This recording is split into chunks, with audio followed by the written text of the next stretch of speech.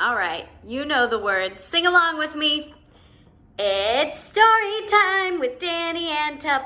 Story time with Danni and Tup. Woo! Hi there.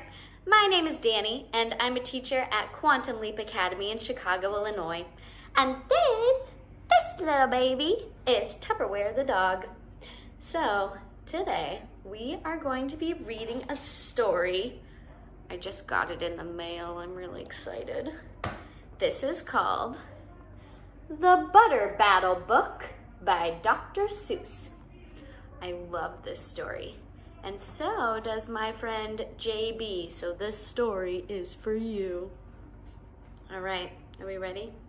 On the last day of summer, 10 hours before fall, my grandfather took me out to the wall. For a while he stood silent, then finally he said, with a very sad shake of his very old head, "As you know, on this side of the wall, we are the Yooks. On the far other side of this wall live the Zooks." Then my grandfather said, "It's high time that you knew of the terribly horrible thing that Zooks do. In every Zook house and in every Zook town, every Zook eats his bread with the butter side down." Do you see the pictures? But we Yooks, as you know, when we breakfast or sup, spread our bread, Grandpa said, with the butter side up. "That's the right honest way," Grandpa gritted his teeth. "So you can't trust a Zook who spreads bread underneath. Every Zook must be watched. He has kinks in his soul. That's why as a youth, I made watching my goal. Watching Zooks for the Zook Watching Border Patrol." Ooh. Yooks are not Zooks. Keep your butter side up. What a silly thing to disagree on. Butter side up or butter side down? Let's hear some more. In those days, of course, the wall wasn't so high, and I could look any Zook square in the eye. If he dared to come close, I could give him a twitch with my tongue-tufted, prickly snickberry switch. That's a lot of silly words. I think he's saying that he could give him a nasty look and threaten him with his switch, which is a twig. For a while that worked fine. All the Zooks stayed away, and our country was safe. Then, one terrible day, a very rude Zook by the name of Van Itch snuck up and slingshotted my snickberry switch. Uh-oh. Looks like an argument is about to start. With my broken off switch, with my head hung in shame, to the chief Yookaroo in the great sorrow I came. But our leader just smiled. He said, "You're not to blame, and those Zooks will be sorry they started this game. We'll dress you right up in a fancier suit. We'll give you a fancier slingshot to shoot." And he ordered the boys in the back room to figure how to build me some sort of triple sling jigger.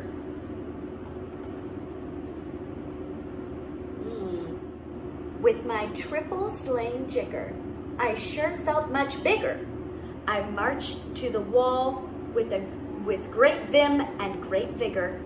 Right up to Van Itch with my hand on the trigger. "I'll have no more nonsense," I said with a frown, "from Zooks who eat bread with the butter side down." Van Itch looked quite sickly. He ran off quite quickly. Ooh, looks like Van Itch is scared of this big contraption. I'm unhappy to say he came back the next day in a spiffy new suit with a big new machine. And he snarled as he said, looking frightfully mean, You may fling those hard rocks with your triple sling jigger, but I also now have my hand on a trigger. My wonderful weapon, the jigger rock snatch 'em. We'll fling 'em right back just as quickly as we catch 'em. We'll have no more nonsense, we'll take no more gup from you yooks who eat bread with the butter side up. You see here, Mr. Van Itch made an even bigger weapon. Ooh. I have failed, sir, I sobbed as I made my report to the chief Yugaroo in the headquarters fort. He just laughed. You've done nothing at all of the sort. Our slingshots have failed. That was old-fashioned stuff. Slingshots, dear boy, are not modern enough. We need some newfangled kind of a gun. My boys in the back room have already begun to think up a walloping wing-zinger one. My bright boys are thinking they're on the right track. They'll think one up quick and we'll send you right back. Oh, looks like they're thinking of an even bigger weapon. I'm getting worried. I hope no one gets hurt, Tup. They thought up a great one, they certainly did. They thought up a gun called the Kickapoo Kid, which they loaded with powerful poo-a-doo powder and ants' eggs and bees' legs and dry fried clam chowder.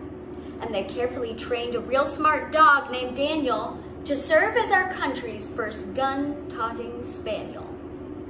Then Daniel, the Kickapoo Spaniel, and I marched back towards the wall with our heads held up high while everyone cheered and their cheers filled the sky. Fight, fight for the butter side up, do or die. Oh, there he is. The Spaniel is the dog and he's carrying a big weapon. Tup, would you ever carry a big weapon? I don't think so. You're too small. You're too small, Tupperware. Well, we didn't do, and we didn't quite die, but we sure did get worsted, poor Daniel and I. Van Itch was there too, and he said, the old pig, the boys in my back room invented this rig called the 8-nozzled, elephant-toaded Boom Blitz. It shoots high explosive sour cherry stone pits, and we'll put your dumb Kickapoo Kid on the fritz. Poor Daniel and I were scared out of our wits. Oh man, that's a big thing. Do you see the Spaniel and our friend in the corner and that big scary weapon? Ah, Tup! That makes me feel so worried. Once more, by Van Itch and I was bested and beat. Once again, I limped home from the wall in defeat. I dragged and I sagged and my spirits were low as I thought they could ever go. Then I heard a boom ba and a diddle dee diddle, and our butter up band marched up over the hill. The chief Yugaroo had sent them to meet me, along with the right side up song girls to greet me. They sang, "Oh, be faithful, live in thy butter," and they lifted my spirits right out of the gutter. Look at that, they have a whole team now, a marching band and singers to come help cheer them up. My boy, smiled the chief Yugaroo, we've just voted and made you a general. You've been promoted. Your pretty new uniform's ready. Get in it. The big war is coming. You're going to begin it. And what's more, this time you are certain to win it. My boys in the back room have finally found how. Just wait till you see what they've puttered up now. In their great new machine, you'll fly over the wall and clobber those butter side down nooks and clobber those butter down zooks one and all. There's lots of silly words in there. Look at that. They're gonna make him chief. Those boys in the back room sure knew how to putter. They made me a thing called the utterly sputter. And I jumped aboard with my heart all aflutter and steered toward the land of the upside down butter.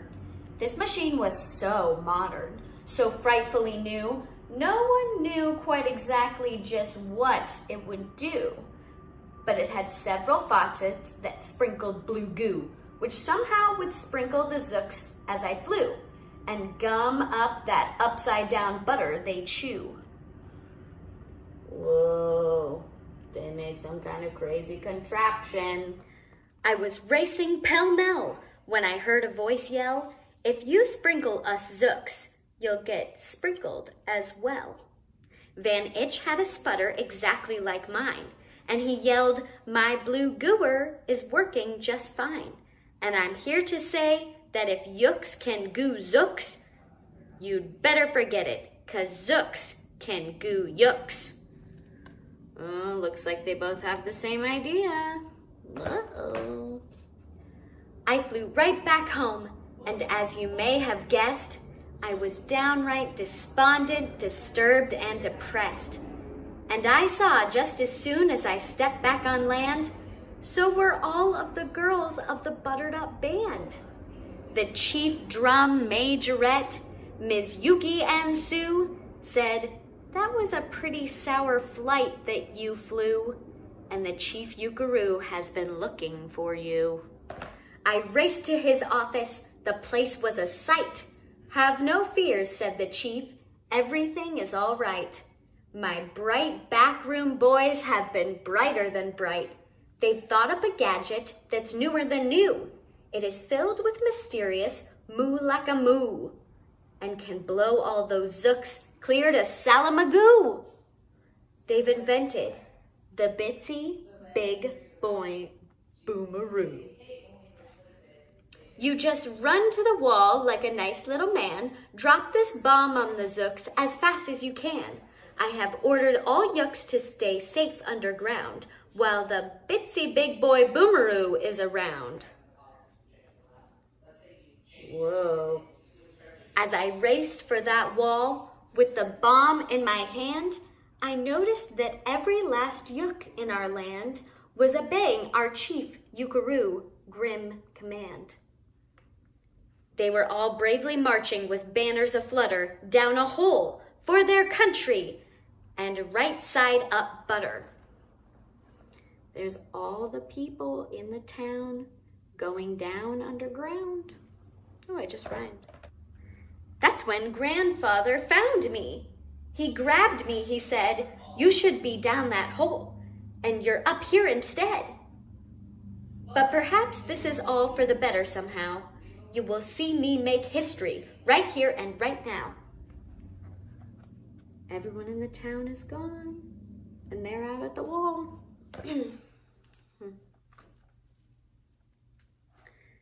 Grandpa leapt up that wall with a loopulous leap, and he cleared his hoarse throat with a bopulous beep. He screamed, "Here's the end of that terrible town full of zooks who eat bread with the butter side down." And at that very instant, we heard a clup-clup of feet on the wall, and old Van Itch clumped up. The boys in his back room had made him one too. In his fist was another Big Boy Boomeroo. "I'll blow you," he yelled, "into pork and wee beans. I'll butter side up you to small smithereens." "Grandpa," I shouted, "be careful, oh gee." "Who's gonna drop it? Will you or will he?" "Be patient," said Grandpa. "We'll see, we will see." They're both still standing there. That's the end of the story. What do you think happened? Do you think either of them dropped the Big Boy Boomeroo? I don't know. Maybe they worked it out. Or maybe they're still standing on this wall to this day. Well, that's all the time we have today. Sing it with me. That was story time with Danni and Tup. Story time with Danni and Tup.